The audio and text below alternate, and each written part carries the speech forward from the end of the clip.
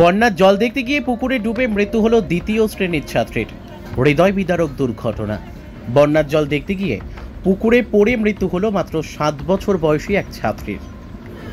মালদা জেলার বৈষ্ণবনগর থানার পারদেওনাপুর শোভাপুর গ্রাম পঞ্চায়েতের পার্শিপুর গ্রামে মৃতার নাম মানসী প্রামাণিক। সে স্থানীয় অনন্তপুর প্রাইমারি স্কুলের দ্বিতীয় শ্রেণীর ছাত্রী।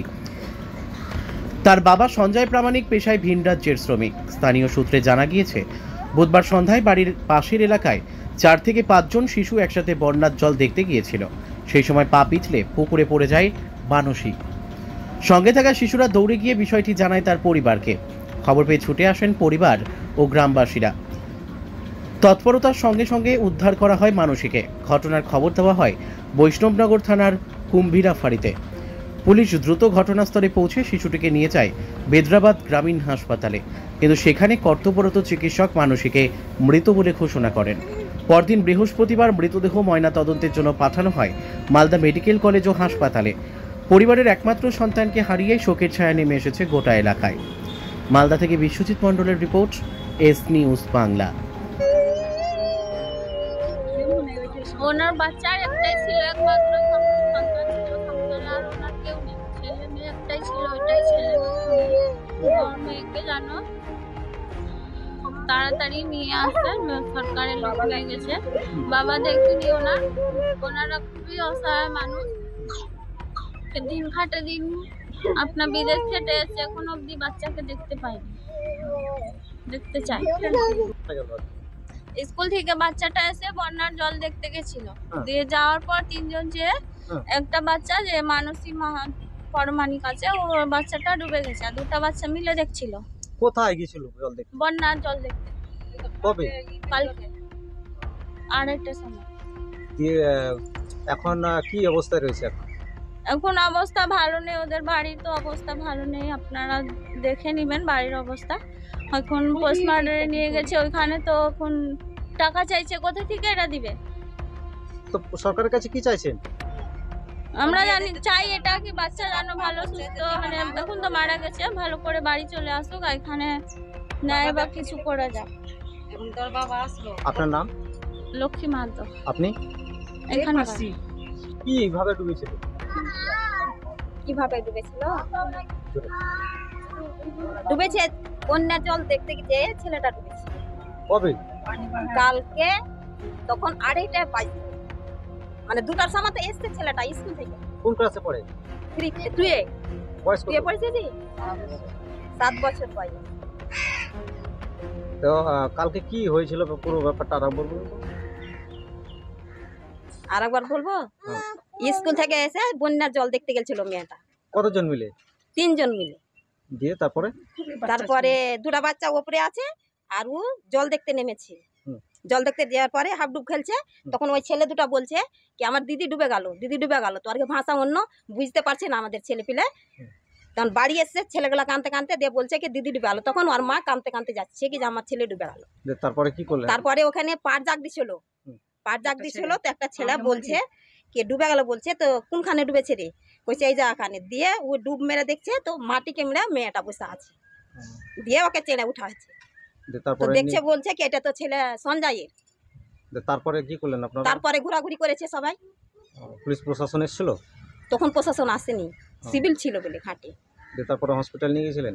হসপিটালকে বাড়ি এসে তারপরে সিভিলে ফোন করেছে কি করেছে, পুলিশ এসেছিল বলে মেম্বার এসেছিল। আপনার নাম? আমার নাম কেন বলছেন? না তখন আপনার নাম? আমার নাম তানজিলাবি। আপনি এই গ্রামের? হ্যাঁ আমি এই গ্রামে। একটু কানিয়ে না, চুপেন। কি হয়েছিল? আমি বাড়িতে ছিলাম না, আমি বাইরে ছিলাম। বাইরে যাওয়ার পরে কালকে স্কুল গেছিল, বাড়িতে যা শুনছি কালকে স্কুল গেছিল। স্কুল থেকে এসছে 3টা 3:30 নাগাল বন্যার জল দেখতে গেছিল গ্রামবাসীর ছেলেপুলের সাথে। যে সব ছেলে ঘুরে এসছে, আমার বাচ্চাটা ঘুরে আসেনি। তার সাথে 2টো বাচ্চা ছিল। ওই বাচ্চা 2টো ঘুরে এসে ছেলে মেয়ের মাকে বলছে কি দিদি ডুবা গেছে। তখন তো বাচ্চার মা গেছে, বেকার পাড়াবর্ষীর লোক গেছিলো, দিয়ে বাচ্চাকে ঢুঁড়ে খুঁজে বের করেছে, তো বাড়ি নিয়ে এসছে।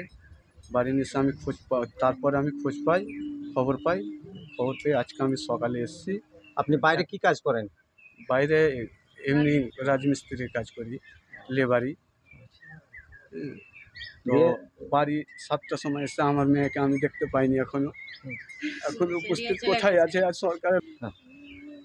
তো সরকারের লোক নিয়ে গেছে, তো সরকার এখন নিয়ে যেয়ে, আমি গরিব মানুষ, আমি চাই কি আমার দিন খাটি দিন খাই, আমার ওরকম সম্পদ কিছু নাই, তো সরকারের কাছে বিনতি করি যেন আমার বাচ্চাটাকে সহযোগিতা করে আমার বাড়ি ফিরিয়ে দেয়, যাতে আমি বাচ্চাটাকে দেখতে পাই। আপনার নাম? আমার নাম সঞ্জয় প্রামাণিক। আপনার কে হয় এটা? আমার মেয়ে, আমার আর কেউ নেই, এটাই আমার ছেলে।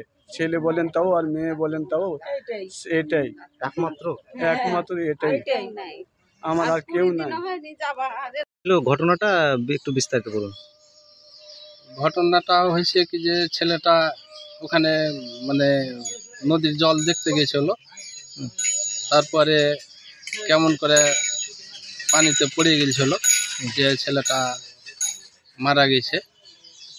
তো আমি শুনতে পারার পরে ফের বাড়ি থেকে এলাম যে ঘটনাটা কিভাবে মারা গেল।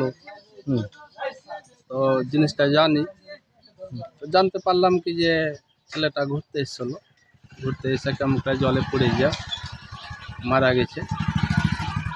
তারপরে আমরা ছেলেটাকে উদ্ধার করে নিয়ে আসি বাড়ি নিয়ে আসার পরে তো আমরা একটা গাড়ি করে দারিয়াপুর হসপিটালে পাঠালছিলাম। তো ওখানে ডাক্তার মৃত্যু বলে ঘোষণাটা করেছে, যে মারা গেছে। এখন এখন কোথায় আছে? এখন দারিয়াপুর হসপিটাল থেকে এখন ওই মালদা ইয়াতে পাঠালছে, এই করবে আমার মালদা করবে করে নিয়ে আসবে বাড়িতে। তো যাক, আমরা পরিবারের পাশে আছি, থাকবো, যত দূর সহযোগিতা করার আমরা করছি। ছেলেটা তো একবারে পরিবারটা একবার নিহাত গরিব, কিছু নাই পরিবারের? একটাই বাচ্চা পরিবারের। তো যাক, আমরা যত দূর পারছি আমরা সহযোগিতা করব। প্রতিনিধি? হ্যাঁ, বলে। যাক, আমি তো এই এলাকার প্রতিনিধি, আমরা সরকার থেকে যেটা যতদূর সহযোগিতা পাওয়ার আমরা সেই চেষ্টাটা করব। আপনার নাম? আমার নাম হচ্ছে গোলাপ হোসেন। আপনি? আমি এই গ্রামের একটা প্রতিনিধি মেম্বার।